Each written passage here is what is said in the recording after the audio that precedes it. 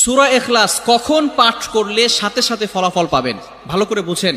সূরা ইখলাস হচ্ছে পবিত্র কোরআনুল কারীমের ভিতরে ছোট সূরাদের ভিতরে অন্যতম একটি সূরা। তবে ফজিলতের দিক থেকে সূরা ইখলাস হচ্ছে গুরুত্বপূর্ণ ফজিলত, এবং এই সূরাটা এমন একটা সময় আল্লাহ পাক রব্বুল আলামিন নাজিল করে দিয়েছেন যখন আল্লাহ রাসূল সাল্লাল্লাহু আলাইহি ওয়াসাল্লাম দ্বীনের প্রচার করতে লাগলেন।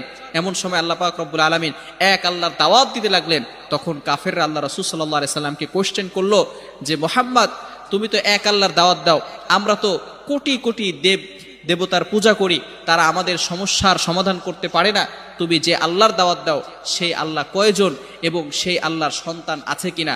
সাথে সাথে আল্লাহ পাক রব্বুল আলামিন এই কাফেরদের প্রশ্নের উত্তরে আল্লাহ রাসূল সাল্লাল্লাহু আলাইহি সাল্লামের কাছে এই সূরাটি নাজিল করলেন, কুল হুয়াল্লাহু আহাদ আল্লাহুস সামাদ লাম ইয়ালিদ ওয়া লাম ইউলাদ ওয়া লাম ইয়াকুল লাহু কুফুয়ান আহাদ।